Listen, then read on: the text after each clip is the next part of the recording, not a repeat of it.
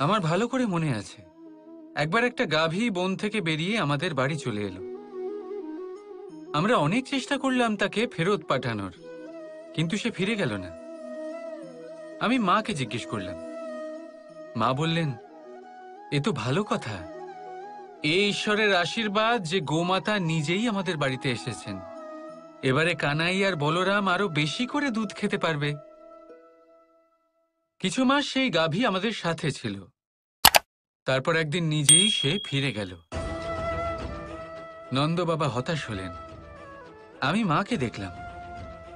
মা বললেন, এ তো খুব ভালো কথা।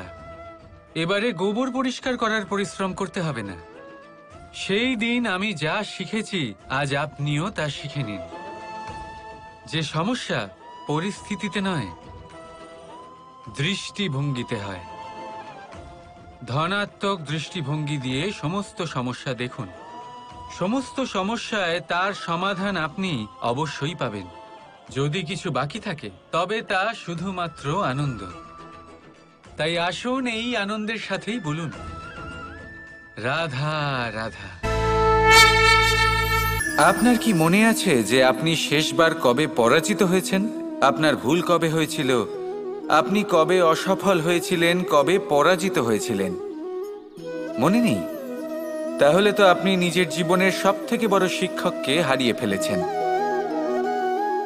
আপনার বিগত হার, পরাজয়, ভুল, এটাই আপনার জীবনের প্রধান শিক্ষক আর প্রধান সহায়ক।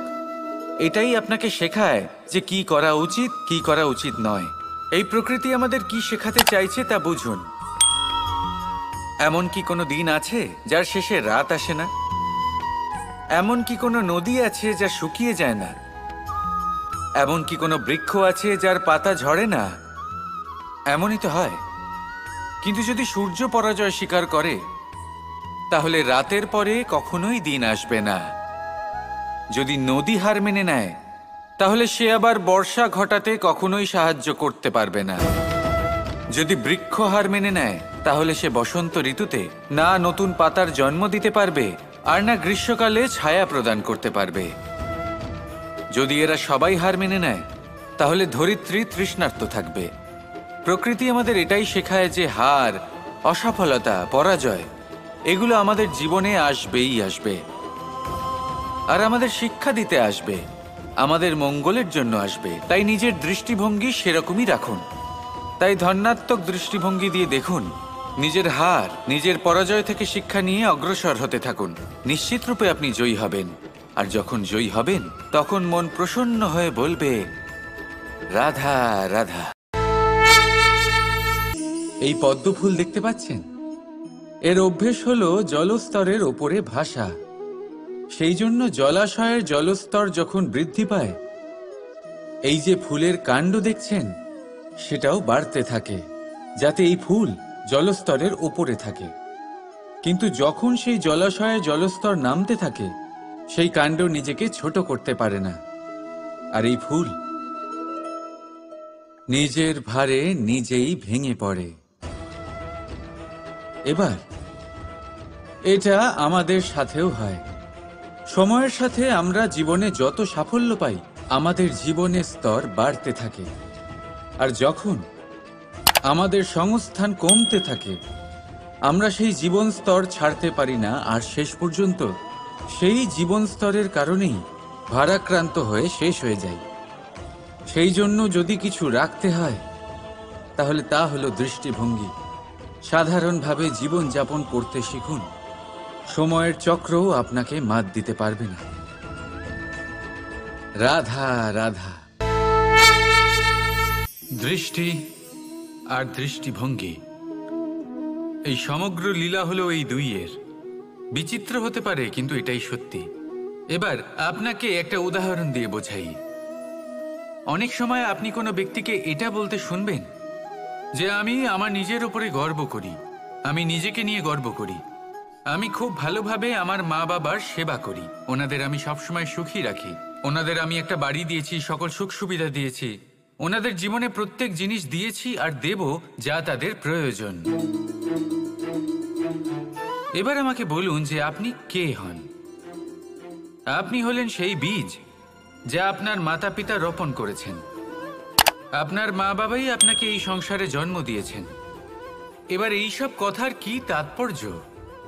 এই হলো সেই ব্যক্তির দৃষ্টিভঙ্গি।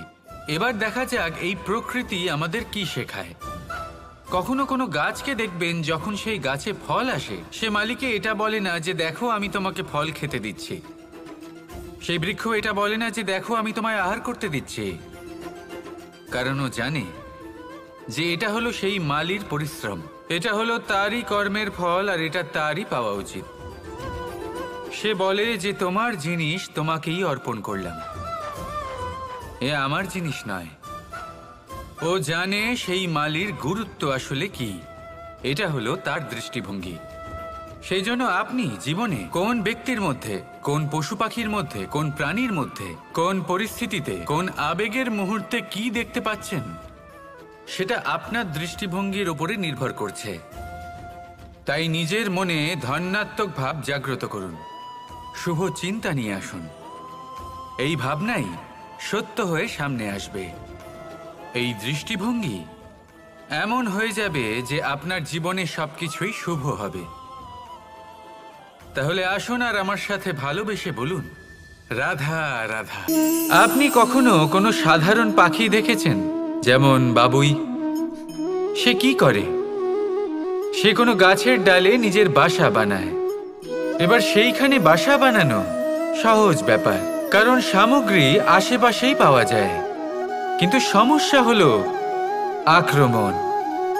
কোনো সাপ বা অন্য কোনো পশু ওর বাসাতে ওর সন্তানদের উপর না আক্রমণ করে বসে, এই ভয়ে তার সব সময় থাকে।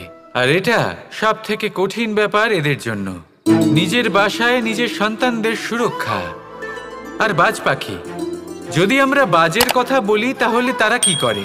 বাজ পাখি কোনো উঁচু পাহাড়ের শিখরে, কোনো পাথরের খাঁজে নিজের বাসা তৈরি করে।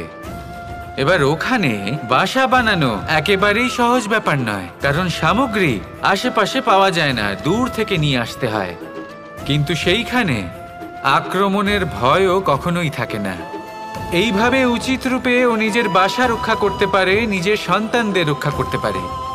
এর সারমর্ম হলো এটাই, যদি সমস্যা বড় হয় তাহলে সমাধানও উচ্চমানের হওয়া উচিত। একটা বাজ পাখির মতো ভাবা আরম্ভ করে দিন, জীবনে যে কোনো সমস্যা ছোট মনে হবে। রাধা রাধা। যখন আমরা হাঁটতে থাকি আর আমাদের পায়ে কাঁটা বিঁধে যায়, তখন মুখ দিয়ে আহ বেরিয়ে আসে, কান্না চলে আসে, আর অনেক সময় অভিশাপও বেরিয়ে আসে। কিন্তু আমরা কি কখনো এটা এইভাবে দেখেছি, এইভাবে ভেবেছি যে আমরা যে পথে চলেছি সেই পথে কাঁটা বিঁধেছে, নাকি আমরা সেই পথ নির্বাচন করেছি যাতে শুধুই কাঁটা রয়েছে? নাকি আমরা এভাবে ভেবে দেখেছি যে এই কাঁটা আমাদের কষ্ট দিতে এসেছে, নাকি এটা আমরাই বিছিয়ে রেখেছিলাম?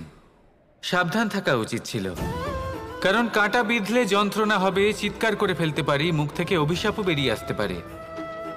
কিন্তু এই অভিশাপ শুধুমাত্র আমাদের তরফ থেকে অভিশাপ হয়, সামনের ব্যক্তিটির ওপরও নির্ভর করে। এবার সেই ব্যক্তি যদি এমন হয় যে ফুল আর কাঁটা এই দুই সমানভাবে গ্রহণ করতে পারে, তার কাছে অভিশাপও বরদানে পরিণত হয়। শেষ পর্যন্ত ব্যাপারটা দাঁড়ায় ভাবনা, চিন্তা, দৃষ্টিভঙ্গির ওপর। কারণ আপনার এই ভাবনাই সত্যি হয়ে সামনে আসে। সেই জন্য এই ভাবনা, চিন্তা, মানসিকতাকে গুরুত্ব সহকারে দেখবেন। এই বিবেচনা নিয়ে বিবেচনা করতে শিখুন। আমার কথার অর্থ হলো যে জীবনে যখন এরকম কিছু একটা ঘটবে, তখন ভেবে দেখুন যে এরকম কেন হলো। আপনি কি এমন কোনো কর্ম করেছিলেন যার কর্মফল এটা? এমন কোনো কাজ যা অনুচিত ছিল, অসত্য ছিল, যা অভদ্রতার কারণ ছিল? ভেবে দেখা প্রয়োজন। দেখুন, ইচ্ছে হলো আপনার যে আপনি কি করতে চান, ভাবনা আপনার, সত্য আপনার, জীবন আপনার, সিদ্ধান্ত আপনার। আসুন আর আমার সাথে ভালোবেসে বলুন, রাধা রাধা। বর্ষাকালে যখন ভয়ানক বৃষ্টি হয়, তীব্র গতিতে যখন হাওয়া চলে, তখন আপনি নিশ্চয়ই দেখেছেন যে পাখিরা, যাদের বাসা মাঝে মাঝে ভেঙে পড়ে, নষ্ট হয়ে যায়। কিন্তু আপনি কি কখনো সেই পাখিদের বিলাপ করতে দেখেছেন? কখনো নয়। যখনই সেই বৃষ্টি থেমে যায়, তারা আবার একটু একটু করে খড়কুটো জোগাড় করে তাদের বাসা বানিয়ে ফেলে। নিজের সংসার সেই রকমই বানিয়ে দেয় যেমন আগে ছিল। এমন কেন? কারণ এই ঝড়ের তাণ্ডবের সাথে সেই পাখিদের কোনো বোঝাপড়া করারই নেই। তারা শুধু সেটাই করতে থাকে যেটা তাদের হাতে আছে, আর এটাই হলো সুখী জীবনের মূল মন্ত্র। যেটা আপনার হাতে নেই তা নিয়ে বিলাপ করে আপনার কোনো লাভ হবে না। মনোসংযোগ তাতেই করুন যা আপনার হাতে রয়েছে। যা বদলে গেছে তাকে আপনি আবার বদলাতে পারবেন না, কিন্তু যা আপনি বদলাতে পারবেন তাতে মনোসংযোগ করুন। এই জীবনে একটু ধনাত্মক হয়ে উঠুন, দেখবেন সব শুভ হবে। রাধা রাধা।